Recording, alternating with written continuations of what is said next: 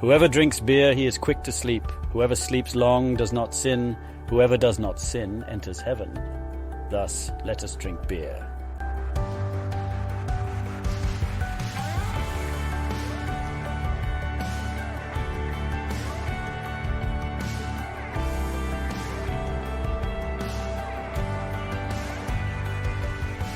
Welcome back to the Go to Hell podcast. Strong opinions weekly held about Christianity, the church, and beer. I'm your host, Tim Curley, and I'm joined by my co-host, Colton. How's it going? It's going. This is probably like my last weekend off for a long time. Just because got 2 weeks straight of water polo tournaments, and then I've got a baby on the way. So I was like, on Monday, we are 4 weeks out from due date. So it's already here. It's already upon us. And yeah, I'm ready to be exhausted. Ready to be exhausted. But other than that, things are going well. Work's going great. Back in the swing of things of school. So good. How are you doing? Pretty good. Work's going all right. Got football season. Like I've said on previous episodes, it's still in planning mode. College football is a bitch to plan for a variety of reasons. But and then we got hockey starting soon. So I'm just, once I've got football going, then I got to start planning for hockey season, which starts at the end of September, last week of September, I believe. So do you have to get things ramped up for NBA as well? Or we don't cover much NBA. That's Gotcha. A long story, but NBA doesn't. NBA's always been very exclusive and hard to get into for photo companies like mine, and we get into a couple teams, so it's not that difficult for me. So, gotcha. Yeah. So, and as what you were talking about, your schedule's about to get much busier, not only because of the baby, but you got water polo coming up, which is, well, it's already started, but you got games, and so your schedule's going to be all over the place. So just before we get rolling on this episode, a little bit of housekeeping, peek behind the hood kind of thing. We're recording on a Saturday, and we're going to belt out as much content as we can, because again, we're not really doing topical stuff, or timely topics. We're doing more like general topics, so it doesn't matter if we record this and you hear it 4 weeks later, or parts of it 4 weeks later. So we're going to belt out a bunch of content today, which might mean next couple episodes you're not going to hear a beer of the week for every single one or stuff like that, but we'll try to chop it up and make it the usual experience where you get some beer in there and some music content and then some tasty morsels about Christianity and the church. So in our last episode, we might be completely trashed. So, well, tight. Can't be any worse than our inaugural beer marathon. So yes, I do have. You know what? We should try this today. I did buy some non-alcoholic IPA, and it's in the fridge. We should try it just for kicks and see how you like it. Have you tried it already? I have. Okay. I've got to say, if you or you listening to this and you tend to like IPA, but you also are fine with Coors and Coors Light, I don't see why you have any problem with this beer. So, okay, we'll see. I'll be the judge of that. If you don't like it, I swear it's just like it's not psychosis, whatever that is. Your brain knows it's just one a placebo thing. effect. Yeah, like your brain knows one thing. It's like, nope. Don't like it. Yep, there's no alcohol. Just because it says non in front of an alcoholic. So, what am I drinking today? Yeah, Tim's drinking one. A couple weeks ago, I asked Tim, "Hey, you want to? We've talked about it on the show a couple times. If you're a part of Stone's email list, they send out these small batches that they do." And they did one, and it's called Two Kiwis. It's a double IPA. It's made with two different types of New Zealand hops. And one is like a blended hops, and I think New Zealand is already a blended hop. So I will not be partaking because I already tried one 2 weeks ago when I got it, And no, I was not a fan. Well, Tim, how is it? I don't dislike it as much as you do. Well, that's because he hasn't drank it as much as I had yet. Let him keep drinking it.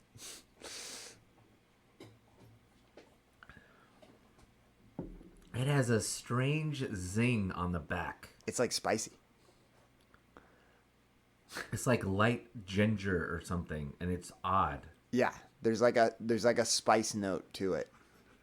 Yeah, it's odd. I was chuckling a minute ago while you were talking because I don't think it's the same, but the color and the taste remind me of what I vaguely remember us drinking at 11 o'clock at Bolt in San Diego.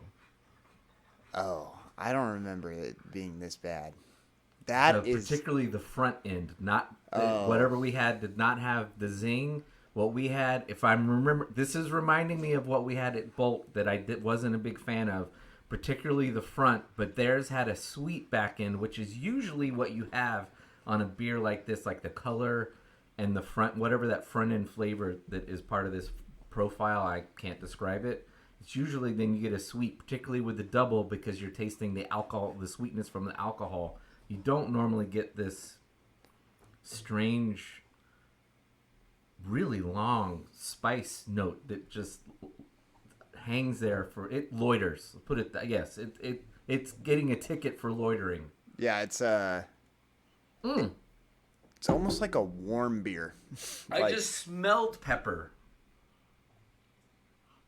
Yeah, you smell it. There's a peppery smell. Yeah, it's spicy. Like that's a spicy beer, and It's not like black pepper. It's another kind of pepper, and not like a michelada. That is odd. Or that horrible. There's a local brewery up in Fresno, and they make. Apparently, people buy it because it's everywhere around. When I go into gas stations, they sell them in bombers, and it is a lager with jalapeno juice added to it. It's a pepper tomato mix. No. Oh, no, you're not talking the about Sancho or whatever Tioga makes. There's no tomato in that beer. It's just like a lager or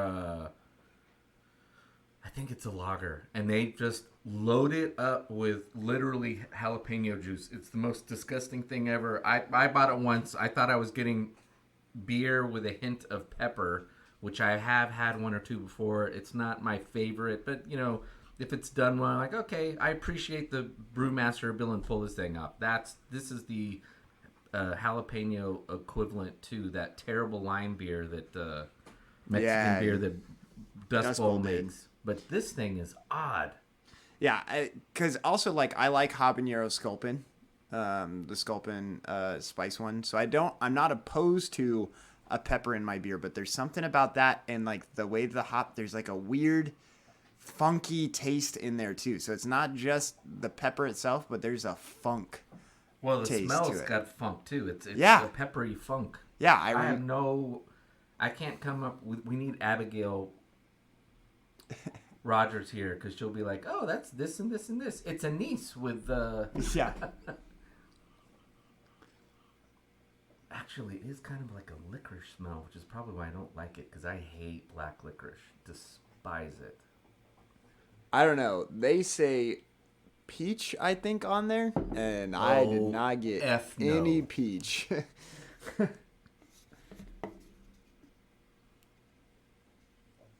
Unless peaches taste different in New Zealand. Yeah, they taste like shit. Like no Georgia or California peach I've ever tasted. So, Stone, not a big fan of this one. We're not a big fan. I'm sure they're going to sell out this stuff, and a lot of people are going to suck it down at the brewery, but oof. I will be avoiding it like the plague. Oh, 9.5. This is like work. The things I do for you listeners. It's not good. Well, speak of the devil. Super Andy sometimes co-host. Super listener sometimes co-host Andy. That's the best damn drink. Getting peppered with texts. Colton, what are we listening to? Currently, what I'm listening to is Tim helped me out, got me some prints for my classroom, so I've got I've got some nice skateboarding and snowboarding prints up in my classroom. They're nice and large, and so my room kind of looks like a Tilly's, or a skate shop, and so it's awesome. And so to fit the vibe, I've been listening to a lot of Weezer. To just really kind of go with it. And so that's been great, listening to the Blue album a lot, because it's awesome. But yeah, big fan of Weezer, so it's been good. What have you been listening to? So, two things I've been listening to quite a bit. One, and I think this will be a good, what I'm going to talk about is going to lead in maybe a good discussion. So, Netflix has a very good documentary on Wham.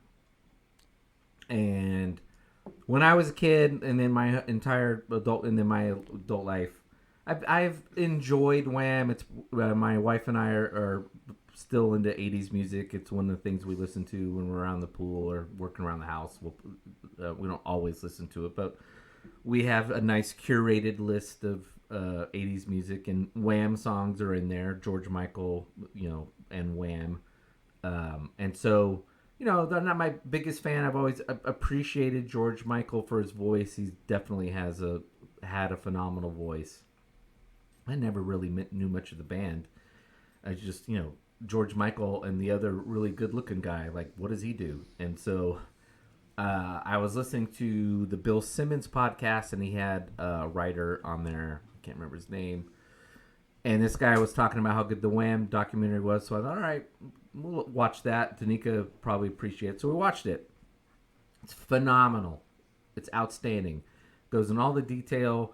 Andrew, I think his last name was Ridgefield, whatever his last name was. Andrew was like a year or two older than George. They were friends since like middle school. Both of them decided they want to do a band. They slog it out, become famous, and it's a interesting tale that you don't really heard told these days. I mean, these guys were like brothers, and Andrew loved George so much that once he realized George had way more talent than he did, and he was kind of holding him back, just said, yeah, go. I'm kind of done with the whole fame and touring thing anyway, because you don't really pick it up in the documentary, but doing some more reading, he's a bit of a introvert, even though he's one of these extroverted introverts. So when he's out and about, he seems like a uber extrovert, but he's really an introvert. And so he kind of got tired of the spotlight. He was like, I'm ready to walk away, let George go out on his own. George then goes out on his own, has his career. And I while I'm watching it, I was noting, like, I bet a lot of people, if I go on the internet, are going to say, like, Andrew's just, even in this day and age, Andrew just can't admit that he amorously loved George. And sure enough, looked it up, a whole bunch, it's all over the internet, articles, stuff in Reddit and stuff about how he just secretly loved George Michael. And it's just, I look at that, and it's a sad commentary on society. This isn't my big point, but it's just a side note of that we've sexualized everything, where men in particular are not allowed to have what used to be very common, strong relationships, brother-like relationships, and they would talk like in loving ways. And we today just assume, well, that just means you're gay. And there's this conclusion that gets jumped to, and I think in some ways it's a detrimental to society, and it's led to kind of this strange, like, situation we have that you and I've talked about in previous podcasts, where men are just emotionally stilted. And this isn't the only reason why. There's other reasons why, but just because, can't do that because someone might think we're gay, or he might think we're gay. I'm gay, even though I've known him forever and made no sexual advances. But I think it's kind of a sad state, and yet we want men to be sensitive, and then when they're sensitive, but they're doing it from a truly heterosexual way, it's like, oh, you're just a closet homosexual. So that was one aspect of it. I did not appreciate him and his. it's an interesting documentary in that it came out this year, but someone clearly had the foresight to do a documentary or write a book, because George, it's not Andrew telling the story. It is audio from both. There's no video. It's all, there's no video of them being interviewed. There's lots of video and pictures, but it's all stock footage that the family and what they pulled together from MTV and whatnot. So, but it is equal parts George and Andrew giving a narration. They are doing all the narrating. So someone had the foresight. My theory is someone was going to do a book, and they sat down and did an oral history together and just recorded rather than write down all their memories either after they'd broken up or something. But the fact that, I mean, George died, 10, 12 years ago at least? He died a while ago.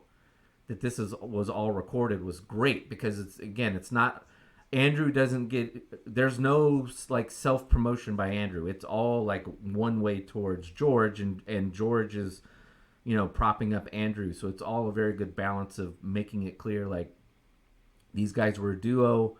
George wouldn't have gotten famous without Andrew. Andrew certainly wouldn't have gotten famous without George, and I appreciate the music that they did. That they do. They have this couple minutes where they're talking about how they start getting popular, and they're just getting shredded by the music elite writing class. Like everyone in Rolling Stone, like everyone's just calling it bubblegum crap, terrible, banal. Every word you can say is just this cheap pop crap. And they lean into it and they say, yes, it is, because people are tired of the angry punk rock and the angst stuff that came out of the late 70s and early 80s. And they just want to have fun. And I thought that was an interesting moment, because it's true. They came along when pop music got very silly and very cheesy and just, we're going to have fun. There's no social commentary. And then we see at the end of the very tail end of the 80s, it just starts. But then, of course, in the 90s, it takes off. And we've got grunge and hip-hop goes. Hip-hop's also the same. Hip-hop in the 80s was fun. It was we're having fun.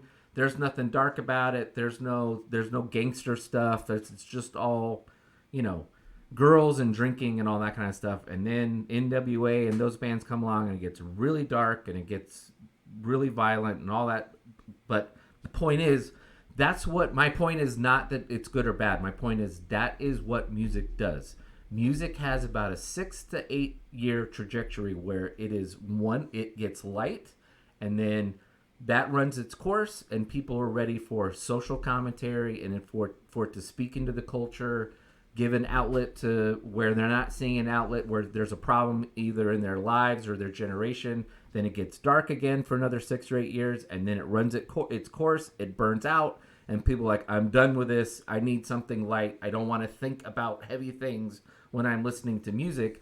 And when you're my age, and even Colton your age, after a while you get this nice archive of music that you can turn to when you're looking for something dark or a social commentary, or appreciate the music for a social commentary. And on a day where you're like, I just want to have some fun music playing, you can put it in there. But anyway, it was interesting to see them usher in, or being part of ushering this really silly, fun pop music. So you have any thoughts so far? Because then I'm going to take this another direction. So any thoughts on the music? Because then I'm going to make a broader point that I think we can talk about from our podcast standpoint. I think that it's interesting that you brought up the relationship between the two guys, because I think that there is a desire to speculate and sexualize things that have no need to be sexualized. This happens a lot in movies. It happens a lot in books or whatever. People want to know, like, what was it? There's just things where it's like, people are trying to latch onto a character. So there's there's like a whole huge... cottage industry of trying to go back and see whether or not someone was really secretly gay, Right, Or, so, like, or for not, example... or just flat out say they were actually gay, but the authors at the time couldn't say they were gay because it was taboo. Right. So, like, for example, a more modern sense, what's the name of Gaston's little buddy in Beauty and the Beast? So in the Yeah, I can't remember. in the original movie, nobody would sit there and like speculate that he's gay, right? I don't know where you could have possibly... He sings a song about Gaston and like pumps him up like you would for a buddy or whatever. I'm not picking up the whole like gay vibe from him in that movie. He just seems like a henchman, like, you know, Right. like that's the whole thing. But then when they did the live action, it was he's now a homosexual, and like that's our interpretation of it. And it's like, well, the hard part is like this is where some people argue about, is there an agenda being pushed? Like, Right. you know, where it's like, this was something that the only relationship that matters in Beauty and the Beast, well, there's friendships that are being developed, and then there's one intimate relationship that's being established, right? But now you're taking in other sexual relationships and putting it on people where it's like, I didn't give a damn whether they were straight or gay to begin with. So then why are you putting this in to like, again, we didn't care about anybody else's relationship status. Right. I'm not sitting there like, oh, they're married. Oh, they should hook up or whatever. Like, that's not, we're focused on this other thing. And it's just this whole thing where you want to read it in to that kind of stuff. And in my Old Testament class, in college, I tried to do we had to pick something from the scripture that we wanted to research and develop, and so I decided to research the relationship between David and Jonathan. I'm glad you brought that up. I did. I It's did. I did a whole report on it. Like it's a perfect example of a classic male to male relationship, brotherhood relationship. Right, but then the entire internet, while I was doing my research, Yeah. just wanted to know if they were gay or not. Right. And it was like, it was so frustrating because it was like, you know, I'm just trying to do research on this being, and actually what it was I was researching it to understand what is God's view or what is the Bible's view on relationships, on friendships. Because this was a very good, wholesome friendship that the two of them had. And I believe, and what I put in my report is that I believe that it was in there with the intended purpose of this being kind of like a model friendship where Jonathan consistently does whatever is best for his friend. Yeah. And David continually does whatever is best for his friend. And that's good relationship, in my opinion. I don't know. So it's frustrating, and yes, there could be things that are left out if you want to speculate that way or whatever, but there's no evidence of it. So you would just be reading into something, which we have said over and over again, you should not do with the Bible. And so it's like, if it doesn't say it, I wouldn't read into that one. So if you're looking for that to be your latch on to homosexuality is okay in the Bible, that's not a good spot to go for, because again, it doesn't say anything about it. In my opinion, I think it's a really good example of what a good brotherly friendship is, because in my opinion, I think that they treated each other like brothers, and they loved one another like they were brothers, and that's how we should be with our friendships. Yeah. You know? That's what I find frustrating about the whole let's find out what their sexuality is. Yeah. And frankly, I'm sorry if you're listening to this and you're one of these people, and the leading in with what my sexuality is. Look, if I cobble together a list of 20 things that I wanted to ask somebody new that I've met, nowhere on there is how they identify or who they sleep with. One of the interesting things that I give a damn about in meeting you, and I think from my perspective, And I think it's a healthy perspective. And if you disagree, it's probably you need to do some soul searching. I don't think it's what makes you interesting. The fact that if you sleep with a woman doesn't make you boring compared to somebody who sleeps with someone with the same. You're a dude who sleeps with a woman. I don't think it makes you boring because you sleep with women instead of men. It has nothing. It is not on the list of things that makes you interesting. Now, Right. you might say, well, I'm a homosexual. I'm 55 and I'm homosexual.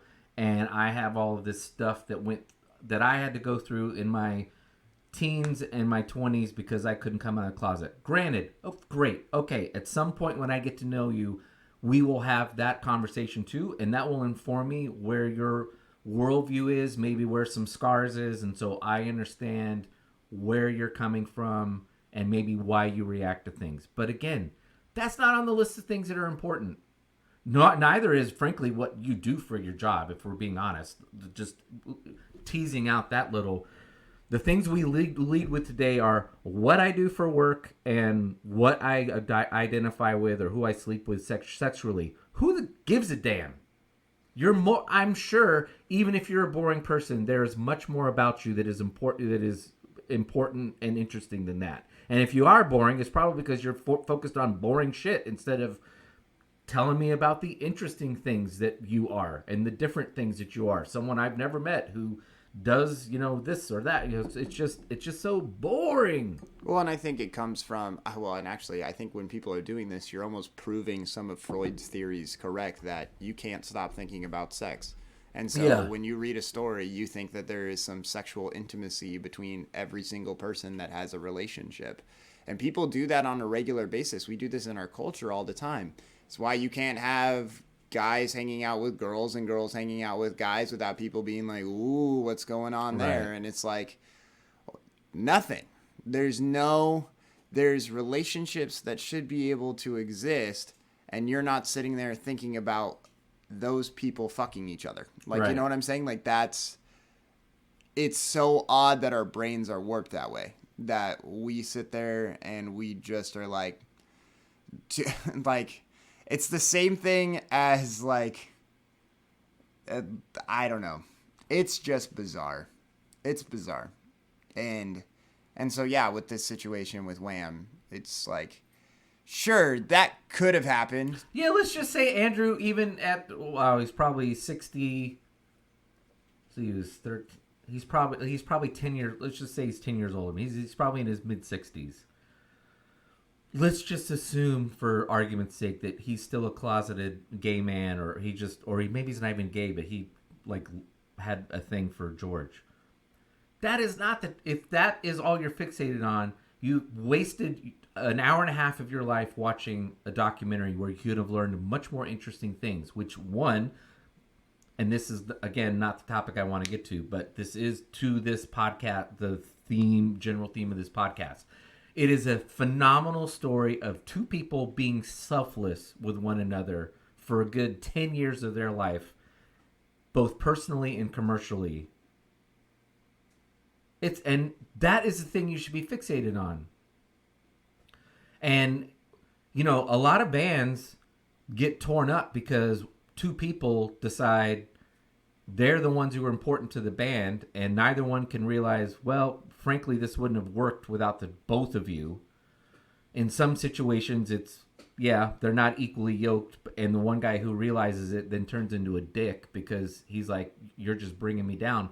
That did not happen in this situation.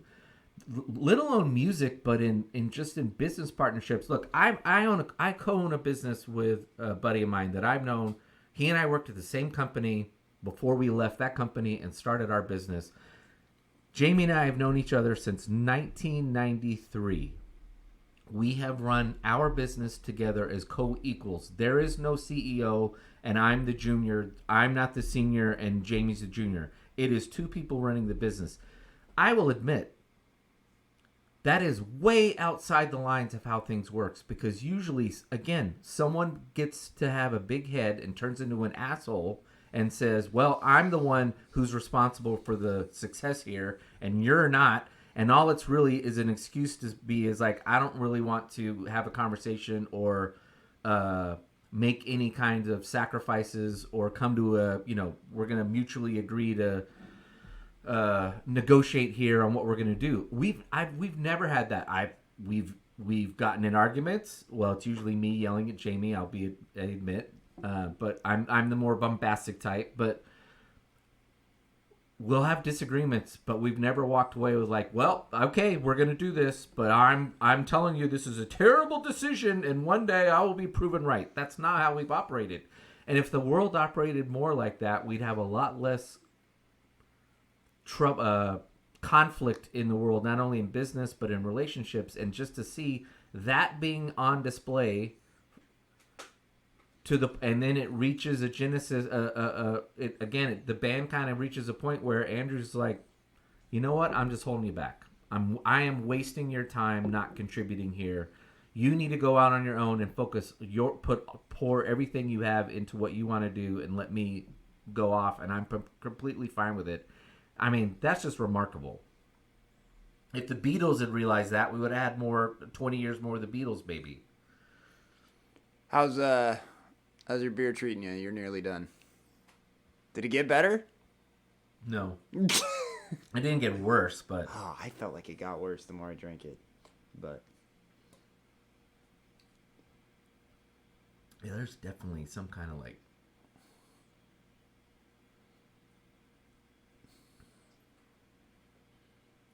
it's a skunky pepper. I'm proud of you for finishing that. I threw away half of my glass. I drank half of it, and I was like, nope. Well, I don't know why I should be, because it's 9.5%. So all I'm doing is making the rest of this podcast a little less intelligible. All right, what are we drinking? What are we now drinking? Yes, okay. Colton's going to finally crack open a beer. Today we're drinking, we have a local soccer brew pub in Visalia. Really cool venue. It opened up 1 year ago in August, and they have a couple of indoor soccer arenas, and it's a really cool spot. They play soccer games on the televisions, they play football games, and it's a really cool place for the community to go and play soccer. It's really big in our area because we have such a huge Mexican American population in the Central Valley. Soccer is huge in our area. People love to play it all the time, and it's a really good venue for them to get onto teams and play with one another. And they've been growing and developing as the years have gone by, or as the year has gone by. And they just started canning their beers that they make there. And we're going to start off, we've got two from them today, but we're going to start off with their hazy IPA. This is a couple of people's favorites. They say this is one of their best beers. We've gotten to know the owner pretty well. He's a great guy, and he's really about promoting not only his brew pub, but also just doing things for the valley in our area. So the brew co is called 1852. And it's actually named after the date that the county of Tulare was formed. So it's an awesome place. Highly recommend checking it out. And we're going to try their beers. 7.1% hazy IPA. Yeah, Jeremy's a great dude. Just from a business perspective, you can tell I don't see him not succeeding. He checks all the boxes. If you've read books on how to build a business, how to build an organization, he's clearly read them all, because he's all about culture and sticking to culture. Anytime they have big events at his place, like they've done events for they did a bunch of World Cup viewings that had a couple hundred people show up for games, for matches. They've done other events, and when he stands up and speaks, he always begins whatever he's going to talk about, or talk about what's going on for the day. He talks about what the mission and vision of 1852 is, why it exists. And he's also part of our church community that we go to. In fact, when the place got opened, our pastor Forrest gave the invocation, the blessing, when they did the ribbon cutting, so to speak. I don't know if they literally did basically ribbon cutting. He gave the prayer. And so it's part of our general community of trying to be Christians that are impactful in the community they're in, which this place is near our church. Well, it's near the area where our church has kind of adopted and fostered, which is arguably the poorest part of Visalia. It's probably the poorest part of Visalia. So it's Visalia City. So great what they're doing. And his beer's really good. His beer is really good. And it's really tasty. Tastes great out of the can, honestly. So, enjoying it. If you've been listening to this show, other than, I think the beer that I just had might be the only beer we've ever not liked. There might have been one or two others. So if you listen to this, you're not a real big beer person, you might get the impression that it's not all that hard to make really good beer. It is. We generally pick breweries that we know we're going to like. Yeah. Stone's a massive head shaker, but it is not easy to make really good beer. It is not, particularly if you're making craft beer. The kind of craft beer we like IPAs. There's been some terrible ones over the years, and it's not as easy as it seems. So for Jeremy to start a couple years ago and put out 5 beers, 5, 6, 7 beers, quality beers, it's a good. Yeah, and they're continually experimenting. So like last year for Oktoberfest, they came out with 3 German beers, which they still have on tap. So they came out with the Kolsch. They came out with the. They came out with the Hefeweizen, mm-hmm. And then what's the other one the Berlin Weiss. So those were good. I'm not big in it's the Weiss, right? That's the sour one. Can be, yeah. Yeah. I was like, the Kolsch I remember liking a lot. And then they did they did an Orange Fest, and so they did a couple of session IPAs that they made for that. They just recently came out with a double a couple months ago. I still haven't even tried their double, because usually when I'm there to watch a soccer game, and drinking doubles is not a good idea. Like already their West Coast IPA, I don't know what it is about that thing. It's probably gonna say that it's like a 7.4%. That thing hits me like a truck. I feel like it's lying every time on that can. Well, this hazy's 7.1. That's a little high for a hazy. Really. A little high for a hazy, but I'm saying about 6.5. I'm saying I could drink 5 Lagunitas Little Somethings, which are 7.4, and then I'll be like toasty. Mm-hmm. I can only drink 3 of those Unite and Strengthens, and all of a sudden the room is spinning. Yeah, I'm convinced on beer there's a certain way that they're brewed that it hits the bloodstream harder than other beer. Yeah, so we'll be trying the Unite and Strengthen here in a little bit, which is their West Coast IPA. But we're having the away days, and everything that they have is all of their beers are references to soccer in some way. So these are the away days. The Unite and Strengthen is a reference to the American Outlaws and their slogan. Which is Unite and Strengthen. And it's fitting that he chose a West Coast IPA for that, because most of the people that are into soccer around here, or at least the national team, they want to drink an IPA. Oh, really? So, yeah, they're hipsters. Like, it's the whole thing. Okay. So, but actually, one of my favorite beers that they have is their Mexican lager is really good. The Classico is pretty good. And then Tim doesn't like blondes, so I don't think he's ever tried the Breakaway. So. I do not like blonde ales. The Mexican lager is very good, and I don't like micheladas, but my wife does, and they make one hell of a michelada there too. Have you had the brown there or no? Yes, I had that during World Cup. Yeah, the breakfast beer. Yeah, well, yeah, because same what you were talking about before. I knew I was going to be there like 3-4 hours, so I was like, I'm not going to just drink IPAs the whole time. It's a little too early in the morning for that, so yeah, we mainly drink. Mixed it up. Yeah, I just did the Classico during World Cup, unless the United States was playing. If the United States was playing, me and our buddy Eric have a rule that it's game day, so you have to drink United and Strengthen because it's named after the. And I gotta give Jeremy shit for it and just be like, Jeremy, you couldn't name a lighter beer like Unite and Strengthen, but you gave that heavy hitter United Strengthen. So I'm sitting there like, and you got to have a beer a half. Like it's about 45 minutes a half. Yeah. So it's like, now don't get me wrong, the World Cup, they gave out like 11 minutes for stoppage time, like every single time. Yeah. So you got about 50 minutes to drink your beer, but then you got to go get another one for second half. So it's just like, bro, what are you doing to me? Yeah. So, but really tasty, really awesome spot. We've got a huge television in there. That's amazing. They call it El Galactico. It's just a massive television. That and it was set up by my friend Nate, also part of the neighborhood orb. Nate has a company that does audio-visual all around the country for churches and school districts and businesses, and I even think concerts. I think they've done like concerts down in Texas, so they do a hell of a job. So anyway, plugs.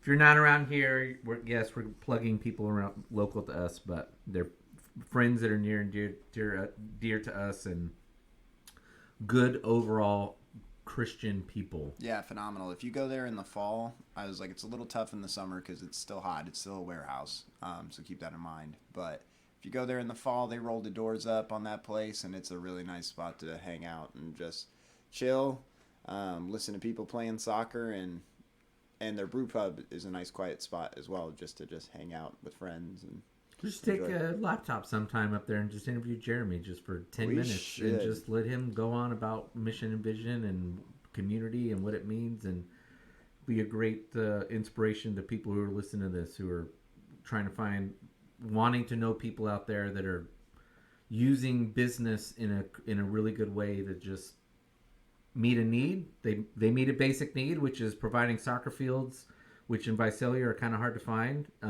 but also just a good area for people to meet, and then beer and food on the side when they got food trucks. So that's right, and their food trucks are often really good. Yeah, we had some really good breakfast pizza. Yeah, they had an oven pizza place, and you're there at like 7 a.m. like, okay, what are they gonna do for me? And they had these breakfast pizzas that were just outstanding. Yeah, they just put But frankly, the crust these guys make, you could put whatever on it, and it would be perfectly fine. Yeah, that fine. crust was really good, but they put a fried egg in the middle. Although, did you get ones that had the scrambled eggs instead of the fried egg? Or no? I don't remember what kind of egg mine had. I think I was picking mine mostly on the meat because I was like gauging greasiness. Protein. You were like, I need protein. Well, it was more like, okay, that sounds a little too greasy for this time of the day. So yeah. Because some of them had chorizo. I tried to get veggies. I was like, veggies and one protein is what I need on my pizza. And that's usually how I order pizzas. But I don't think mine had egg. I think mine had meat and potato. Oh, yeah. The potato was really good. Yeah. Which apparently that's like a popular thing. If you go to most artisan pizza places now, they'll have a potato pizza. And it's just like olive oil, potatoes, and then Parmesan cheese. My parents love it. We went to a couple places in Seattle, and both times they were like, let's get the potato pizza here. And speaking of pizza and weird things on it, or quote unquote weird things you're not used to, we have a restaurant in town. Colton's been before, but my wife and I had not ever made it to this restaurant, even though we knew the owners before it was a restaurant, when they were kicking around the idea, and they were just basically doing private parties and had a food truck. We didn't try it because staying away from pizza, but they had a shrimp pizza that looked amazing. Shrimp pizza, and I had never even. I'm sure I've been at places and I just wasn't looking at the pizza menu and it was on there, but that was the first time he had prawns and something else on there. And I was like, that if I was going to order pizza tonight, that is what I would get. Yeah, I mean, like, it's like a scampi kind of pizza dish. Shrimp pizza, if you find it places, I'd order it. It's really good. But yeah, that makes me excited to go back and try it, because that was they had 3 pizzas and none of them. There was no like, here's a pepperoni pizza for the kids. Like, even the meat pizza was a charcuterie board, so it had no pepperoni. It was like salami and some other high end meats on the pizza with heirloom tomatoes and stuff. So heirloom tomatoes. Okay.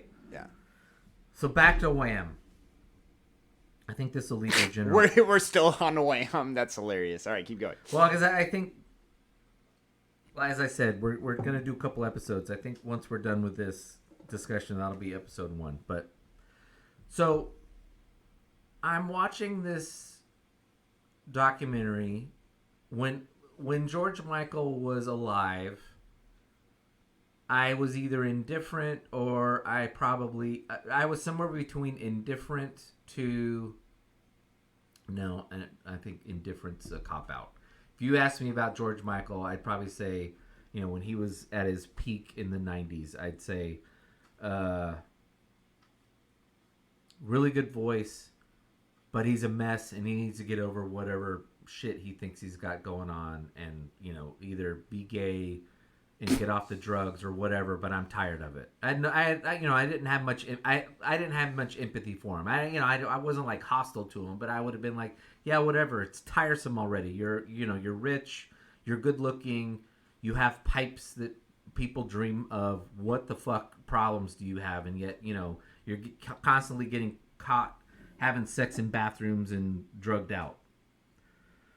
And frankly, that's the kind of person I was in the 90s, because I grew up in that milieu that we talk about on this podcast all the time, the judgmental Christian of, yeah, just get over it already. And, being upset with somebody, judging someone by what they're doing instead of other things. So we're watching this documentary, and they are constantly bringing up, both Andrew and George is admitting, that the man has zero self-confidence. He doesn't think he's talented. He doesn't think he's got a good voice. He doesn't even think he's good looking.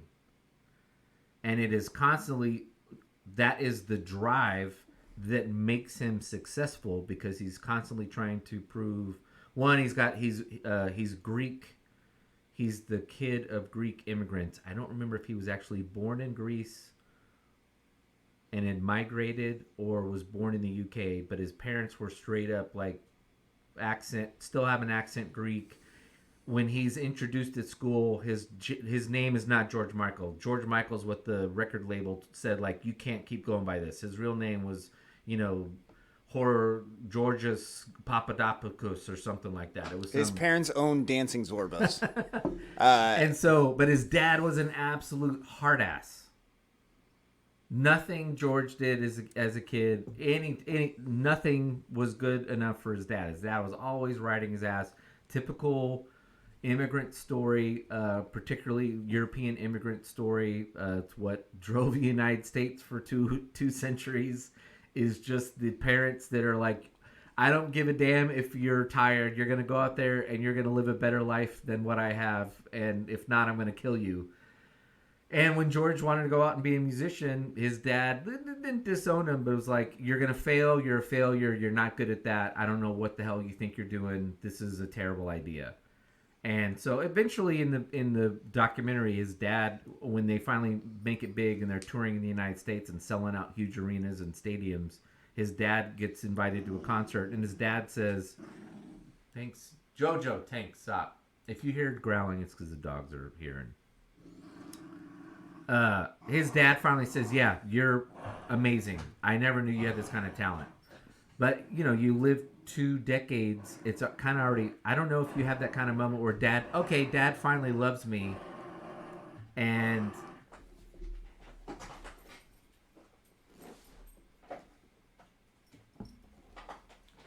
dad finally loves me. Everything's fine. And I don't think that was the only thing. And there might have been a level. They didn't talk about it in the documentary, but I imagine there's probably a level of depression or something that was also just like chemical. It wasn't just daddy didn't love him. So I say all that because I had no idea George Michael was going through all of this. And admittedly, in the 80s, you didn't really talk about that kind of stuff. I mean, folks didn't put their dirty laundry out there. And even today, with as outgoing as people are, musicians are quite open about who they're sleeping with and the parties they're going to and all that stuff. But I don't know how many people are really that open to sit down with a writer and admit that they've got all kinds of self-doubt, or they don't think, Ariana Grande coming on saying, no, I think I look hideous. People would be like, well, but that's kind of the point. Like, people, why would you come out and say that? Because because self-image is a strange thing. Right.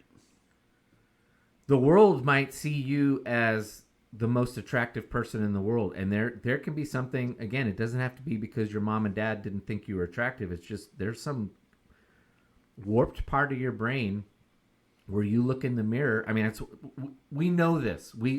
How many attractive people have we seen, particularly in Hollywood and music, where they are gorgeous men, gorgeous women, and then they go off and they mutilate themselves with some kind of plastic surgery, and they turn them into something they think is attractive, and the rest of the world is like, what did you do? Right. Your nose was fine.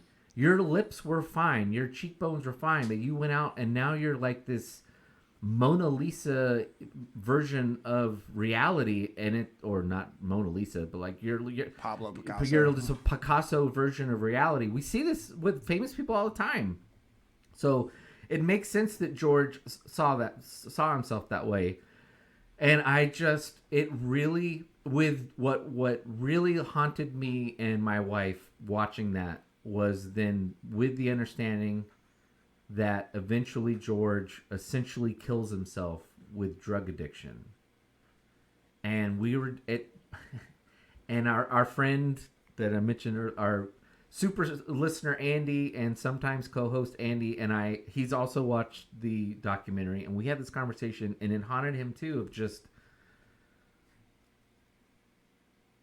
it just saddens you when you see someone like that they cannot ever learn to love themselves. We're in a weird culture where we're constantly talking about loving ourselves, and a lot of it's just excuse for narcissism, or it's trying to induce people into narcissism. There's a healthy level of self-love that even from a Christian perspective, people need, which is, I am a failure. I do sin every day. I'm a failure in God's perfect eyes, but Jesus has died for me. He still loves me. And just to see someone like that, either from a Christian perspective or even a non-Christian perspective, just, you can see him just flame his life out because he could never live up to whatever expectations he put on himself. Right. And it's sad. Yeah. And I think if you're listening to this and you're a Christian, and actually I will back up just 1 second. One of the last things they quote George saying when they're talking about how the band split, he makes this statement about how it's an apocryphal statement of how once Andrew left, he left the band and he was on his own. He had no one there to keep him grounded. Yeah. And so what made him great, he soared musically after that because he didn't have Andrew holding him down. It was just him. I didn't know this until the documentary. Like, George produced all the music they did. Like, he was in there like nitpicking every little thing on tracks, instruments, all that. I didn't know he was that. I just thought he was a really good singer. I didn't know who wrote the lyrics. I figured they were pulling, like a lot of pop artists, they're pulling stuff off the shelf that the record label's sitting on and like, here, sing this. No, he was writing songs. Andrew was writing songs too, but he was doing all the instrumentation. Anyway,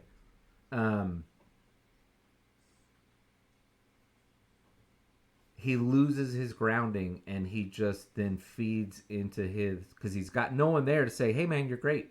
You're great. I love you. You're great.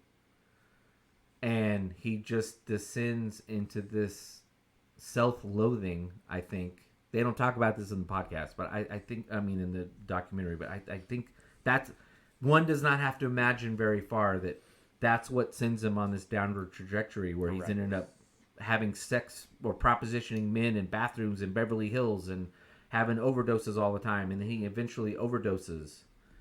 And what's terribly ironic about him is Danica reminded me of this. He dies around Christmas, or he dies on Christmas. They have, I think it's 2 number one songs, 1 or 2 number one songs. George has got it stuck in his head. He wants 3 or 4, 2 or 3 or 4, whatever the number is, number one songs in 1 year. It's this monumental task. No one's ever done it before, or it's rarely done. So they sit down, they write this cheesy Christmas song. They would do a cheesy video. They put it out there. And right when they're starting to promote it, Band-Aid comes out and they say, we want to do this Christmas song we want to do the Christmas version of We Are the World. Let's do this Christmas song for the people dying in Ethiopia of starvation. So they do Let Them Know, they do the famous Christmas song that's the version of We Are the World. That gets to number one, and the Wham Christmas song never cracks number one. It just stays at 2. And it pisses them off very much. Although, ironically, I think it was in 2020, they note at the end of the documentary that Last Christmas was the number one Christmas song, or the number one song for a month in, I think, 2020. So he did eventually get that song to number one. So I bring all this up, despite going off on tangents.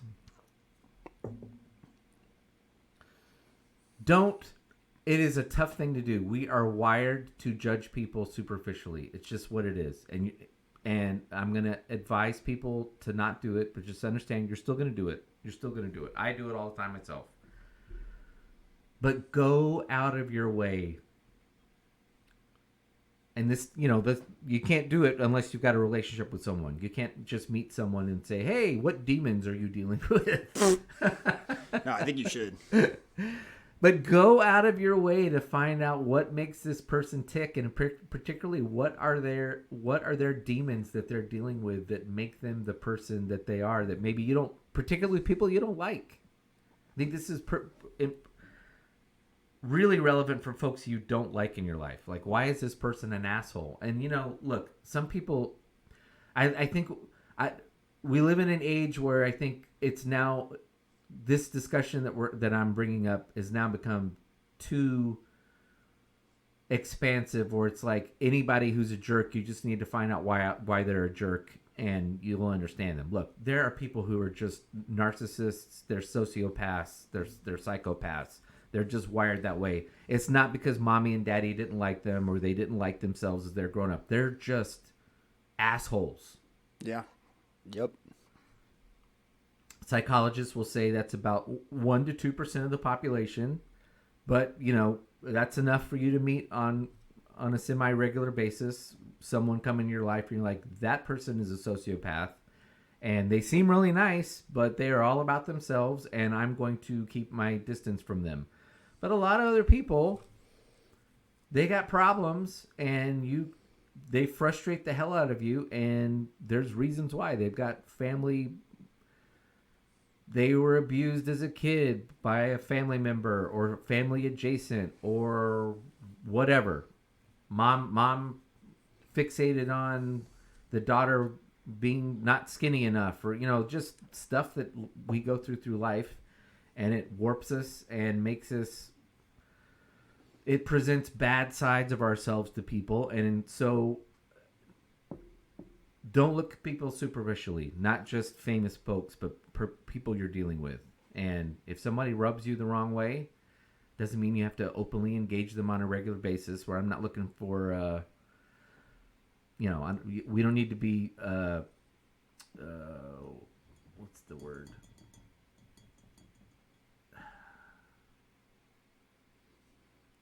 Anyway, you can keep some distance, but try to learn them. Try to learn more about them. Try to find out what makes them tick. Yeah, I think that what's really good is just this idea of,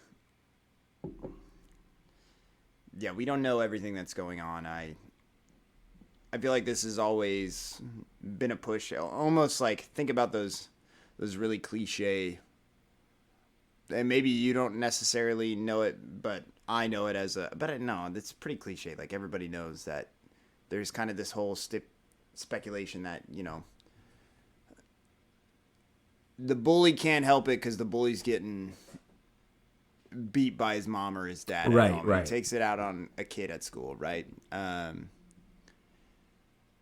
I do think that we need to acknowledge that everybody comes from different backgrounds and they have different life experiences than us. And we all take things differently. This is something that in my family was fairly prominent, and my mom, if she ever would listen to this, would probably take offense. But I don't mean it in an offensive way. My mother is just like, I would classify her as a realist. I don't think she's pessimistic, but she's very realistic. Right.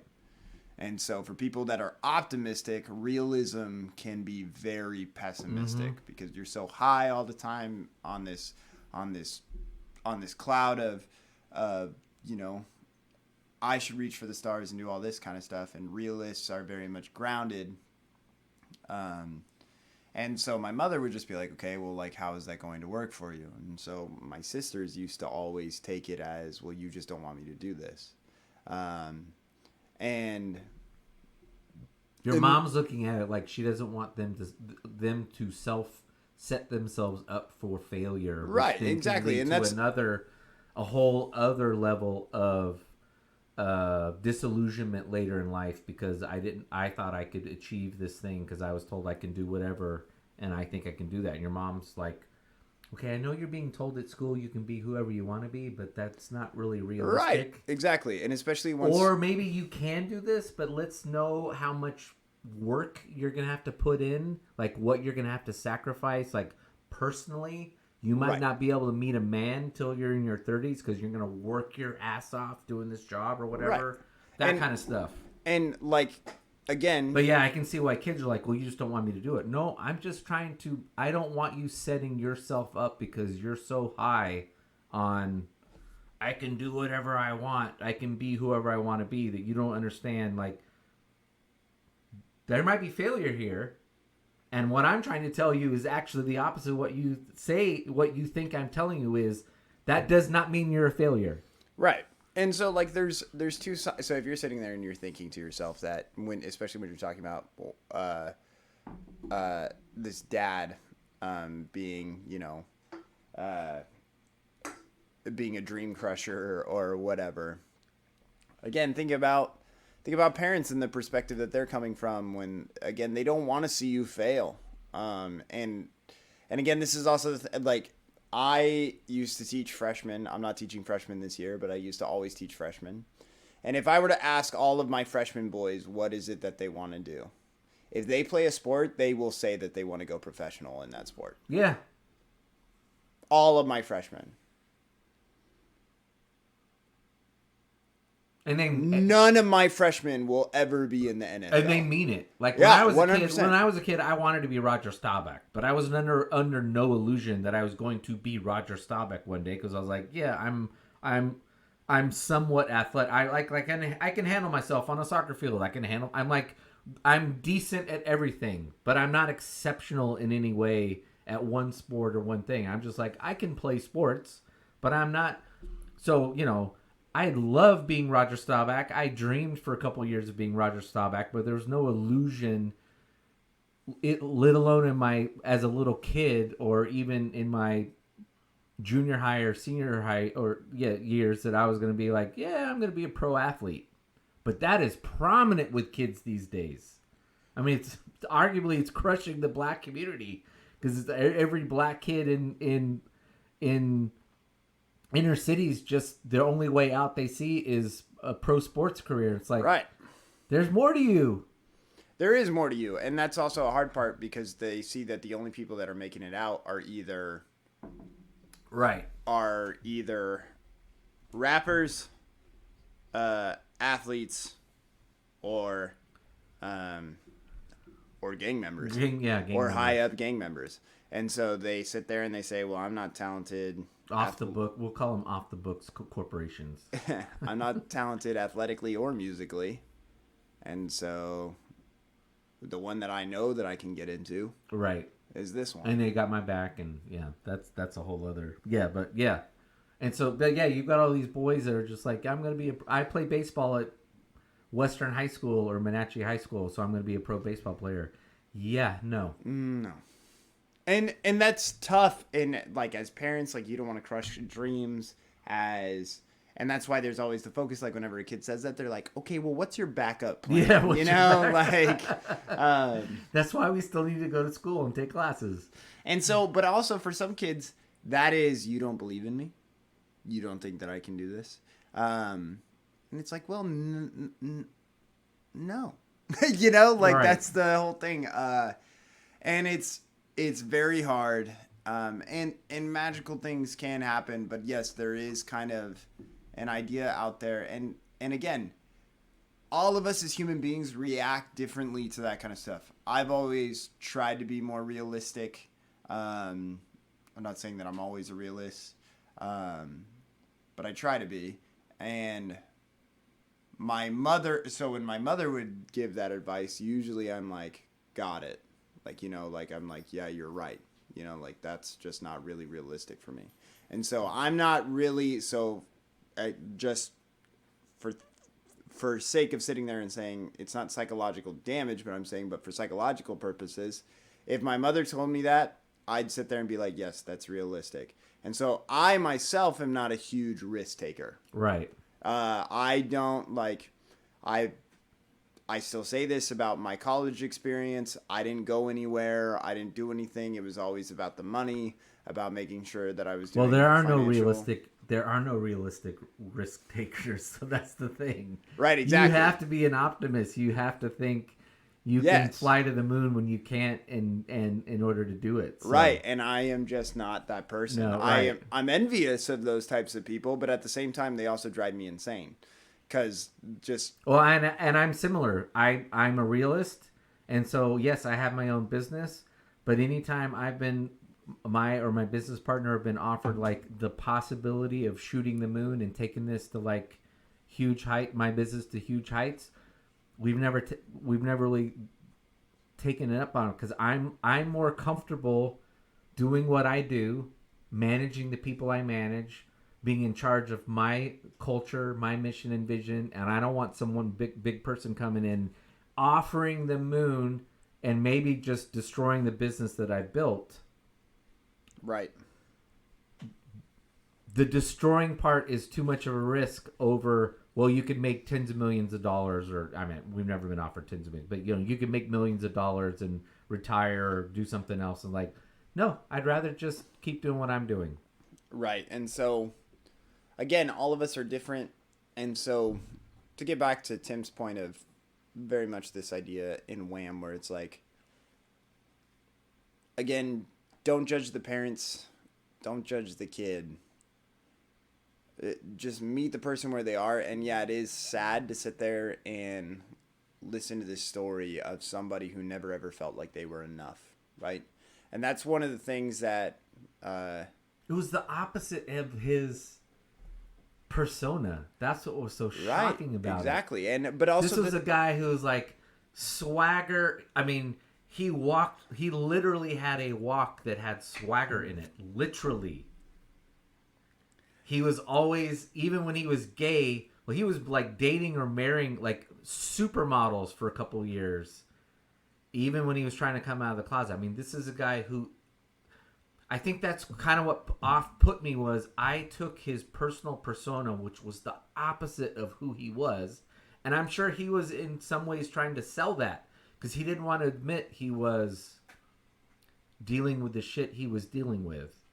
right. And the point is, even when they're selling you, let's just say, I'm going to pick on, again, the 4'9" chick of terror, Ariana Grande. She might be selling you everything, that she's got it all. She's gorgeous. She's got the pipes. She can sing. The guys love her, blah, blah, blah, blah, blah.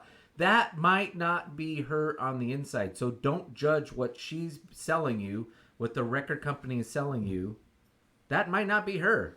Because it certainly wasn't George Michael. And as we find all these musicians and athletes and Actors, that's not who they are. Because they're being told no one likes a loser. right. When I think actually it'd be really nice to find out, yeah, you know what, when I go to bed every night, I think I'm not a very good singer. I write trashy lyrics. I mean, maybe not like trashy, like sexually, but just like it's garbage. It's nothing interesting. No one wants to hear. Yeah, but just so we're and clear, I don't think I look very good. if somebody would say that to me, I'd be like, and especially as a celebrity, I would also, What would my reaction be? I'd be like, you know what? As soon as you said that, like I think the celebrities are in a no-win situation. So let's take them off the table. yeah, I know, but that's No, but here's also the thing: but is you're that correct. It's like if they get really honest, and you're like, well, why am I enticed by that? yeah, well, it's not even What, am I about supposed to feel enticing. sorry for you? I just be like, oh, pobrecito. You know what I'm saying? Yeah, Like, I'd be like- exactly.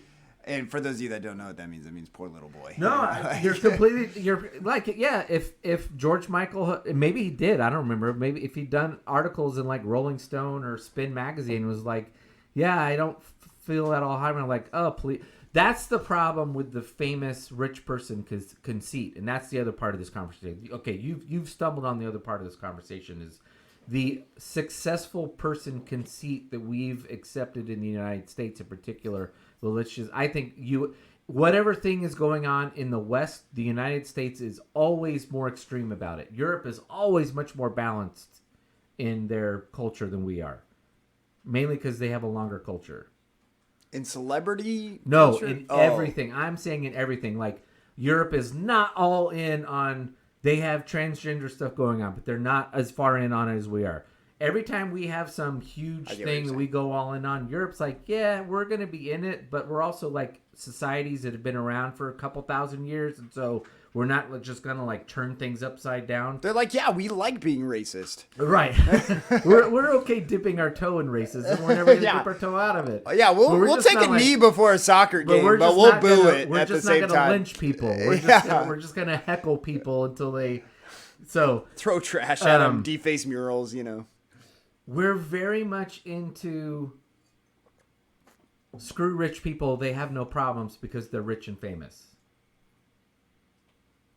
And I'm sorry, folks, even as a Jesus follower, that means you can't judge rich people that way, famous people that way. We have to filter ourselves and go like, all right, you know, you don't have to be a fan of somebody. I'm not telling you got to go rush out somebody who you don't like and be like, well, that's a Jesus follower. I have to go to watch their movie even though I don't like him. I'm not saying you have to like him, but just because they're rich and famous, again, we've just like, what problems do you have just because you have money?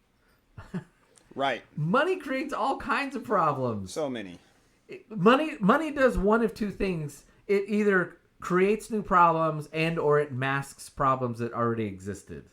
And I think George Michael is the perfect example of that. It created new problems. He got into drugs when he wasn't into drugs before. Well, I think they did drugs when they were in Wham, but that proves the point. They get a lot of money when they're in Wham. They start doing drugs because that's what you do when you're in a band. So now you got a new problem, and then it just masks over the old problem, which is I loathe myself. Yeah. So, you know, it's easy. People who are quote unquote normal and balanced, yeah, we don't have a hard time judging them. It's like, yeah, I'm sure you're going through stuff.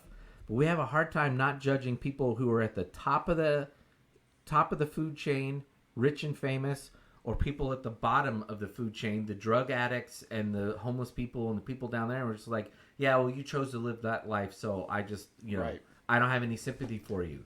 That's this. I'm sorry. That is the. You polled most Christians. Most Christians would be like that way. You chose your life. I don't give a shit. Go live your life. Yeah. You know what? There are some people who chose to live that life and they did not need to. But a lot of people, to Colton's point, what else? What other options do I have? Who do I know that got out of this, my little part of town, and made it big? I can name two. They're either rapping or playing basketball for some college basketball team, and then now they're coaching somewhere or something. That's not a life. We do emulate people as human beings. We don't just think of how we're going to live life out. We also spend our life emulating people. And when you don't have anyone to emulate and all you're emulating is a downward trajectory, you know, so... And if you're listening to say, well, what's the fix? That's my problem. That is my problem with political, social discussion in this country. You raise a problem and immediately we jump to what is the solution.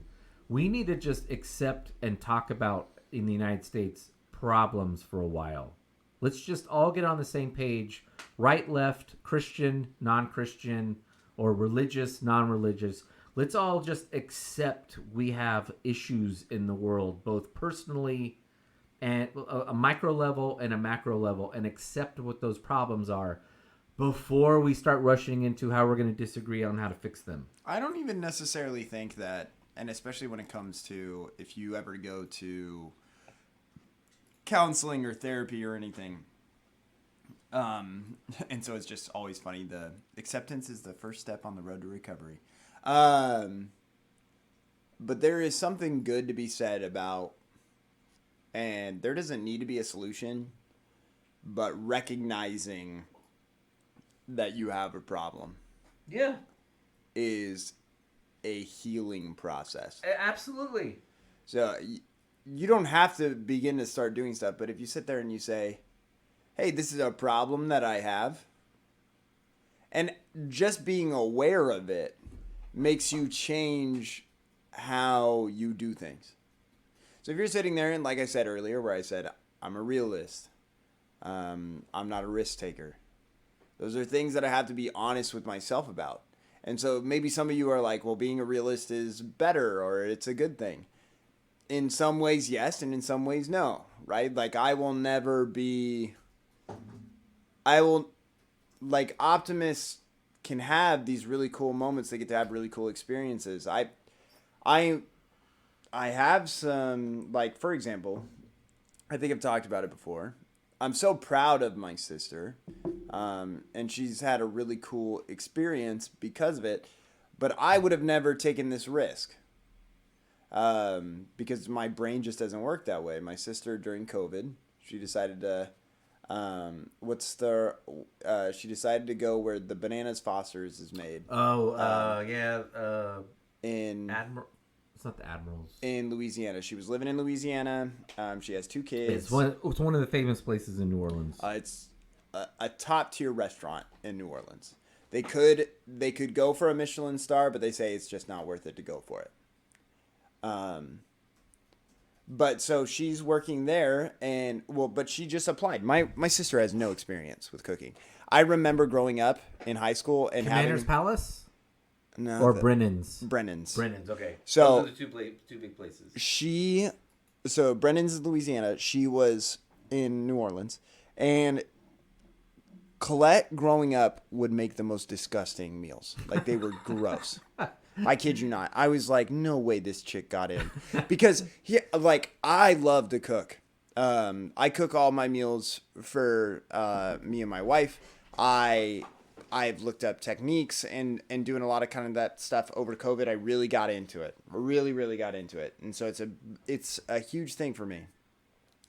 But I would have never, ever in a million years tried to apply to go work at a high-end restaurant in the back cooking with them. I'd be like, I need to go to culinary school first, which I don't have the money for. I don't have the capabilities. Like, I just don't have the time, money, or whatever.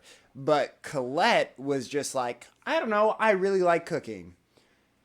Even though what she would cook before was absolute garbage, it was like, she was like, I really want to cook. So she just went for it. She applied. She was just like, they need help, and so I'll go and I'll help them. And if I were to see that they're posting and they said, we need help, I'd be like, what they're wanting is somebody who has culinary experience to be able to go in there and help them cook. But she didn't care. She was like, nope, this is where I'm going to go, and I'm going to apply. And she did. And she was able to work up through their systems, where now she's a pastry chef at another restaurant, another high-end restaurant, and which is awesome. So cool. I'm jealous that she gets to work with all these awesome chefs and all these culinary experts on how to make food and stuff. She started her own business where she makes food for people and caters and does all this kind of stuff on top of the fact that she's working at high-end restaurants. And it's just amazing. I, as a realist, will never ever have that experience. No, I'm like you. I would have been like, I don't have any experience. Never would have applied to that. I would have been tried. Even in my 20s, when I was working in restaurants, I would have been like, I'm working at a burger joint in Hollywood. I'm not applying for a high-end restaurant like that. They want someone with culinary school experience. Right. And like, I need, if you're listening to this and you're like, well, maybe my sister Colette had like experience elsewhere. Colette worked at Nike outlets in Tulare. She had zero. She worked at Jamba Juice, which is now just called Jamba. And she was a bodybuilder. Like, that's my sister. And again, the bodybuilder is, again, one of those whims type things. She has these. My sister drives me insane. I love her very much, but she just has, like, these whims of things. That's why I say Optimus, I'm jealous of them, but at the same time, they annoy the crap out of me because my sister can annoy the crap out of me with the stuff. Like, if she would have told me, I would have been like my mother. Like, where she was like, I'm applying to this job. I'd be like, that is so dumb. Nobody's going to hire you. Like, I would have told her that. But. Well, Optimus drives society forward. They also drive it backwards. Yeah. And realists keep it grounded. And it's a balance between the two. And I brag about her to like everybody that I can. I'm bragging on this podcast. I think it is so cool that she's a pastry chef now. I think that's amazing.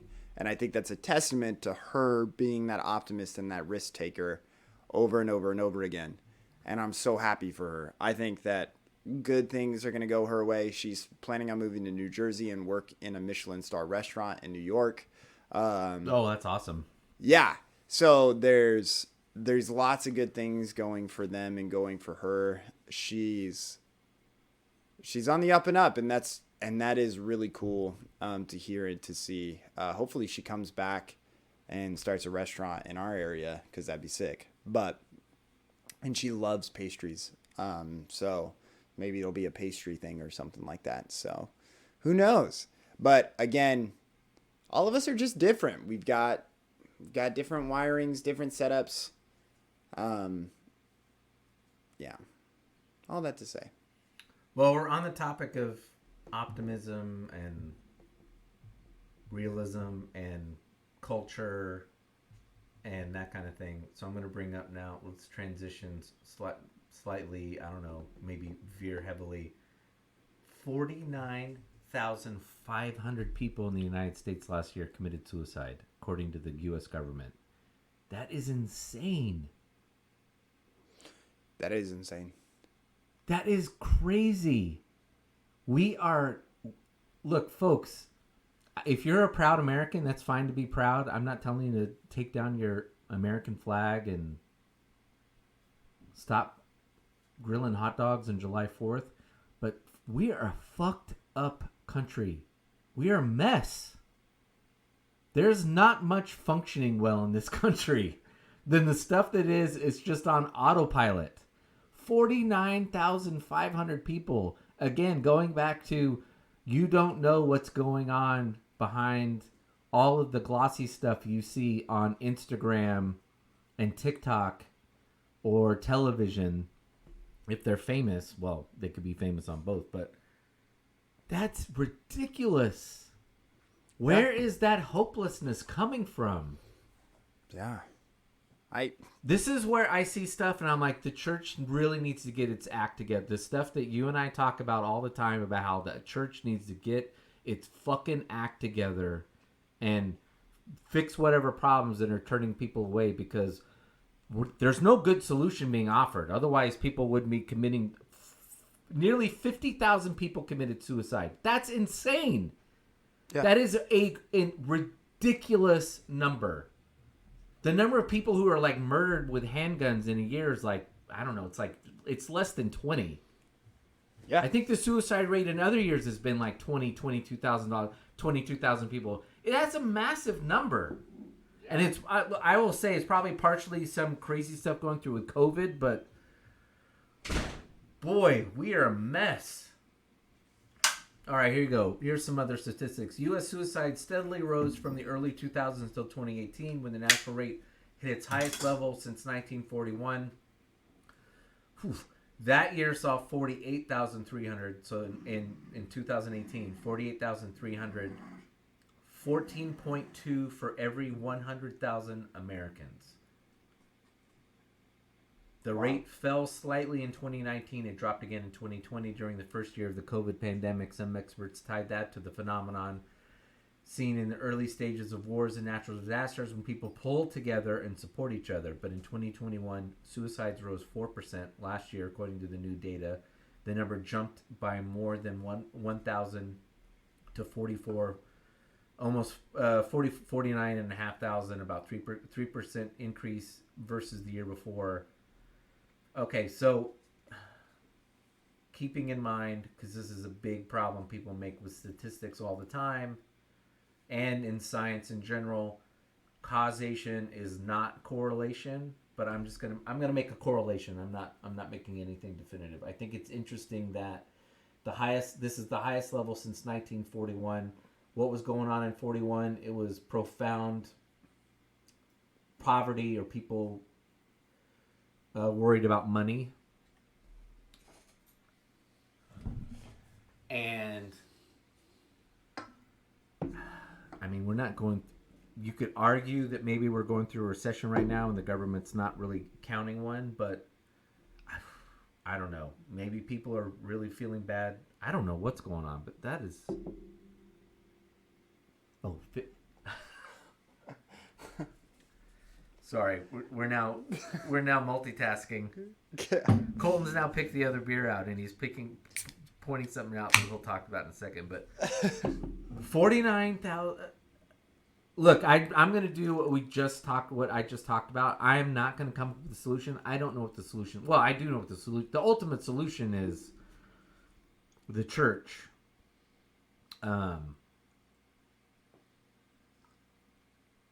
Well, Christianity would be great, but even if we got to where we just had more stable families. Anytime I'm asked about the homeless situation, you want to fix the homeless situation? Let's have stable families. I don't care if it's mommy and daddy, or mommy and daddy. Just have healthy, stable family structures where the children are being nurtured in some way. And mental health support. But I think if you have families and you have less, there's always a level of the population that has just chemical mental health issues, and that's for sure. But I think it's exacerbated right now with the destruction of the family. Either you might even live in a family where you had two parents, but your parents aren't ever home because they're having to work in order to put bills on the table, or they think they need to pay for everything that kids want, and you're just like, you're now 25 and you're like, I could have gone without. At the time, I wouldn't have said I could go without the Xbox, but I could have gone without the Xbox and mom being home more often than mom being out working because she needed to buy me everything we thought I wanted to buy. Yeah, we as a country, I'll say it this and then we'll transition to the next thing. Well, I'll say this, we'll talk about the beer and then I'll transition to the next thing. When you have 49,000, almost 50,000 people a year committing suicide, let alone all the other violent death we have in this country, we are in no fucking position to be lecturing any other country, and I include Russia. I'm gonna be that emphatic about it, on how to run their country. This is the terminally ill telling the doctor, or telling the other not terminally ill but just ill patients in the hospital how they should get better. And I'm sorry, we are not the physician. We've proven ourselves not to be the physician for the world. We are a sick, depraved society. We are not running things well. There is something intrinsic in our culture that is leading people to the lowest levels of hopelessness. And it's sad, and we've got to figure out how to get our way out of it. Well, no. We need to first accept that that's the case. Thanks for listening to this episode of the Go to Hell podcast. Show voiceovers courtesy of 11 Labs. Please subscribe, rate, and review. Post your comments, questions, criticisms, or tell us to go to hell on Twitter at the Go to Hell Pod and Instagram at Go to Hell Pod. Or email us at tim@gotohellpodcast.com or Colton@gotohellpodcast.com. And if you don't like Wham, you can go to hell.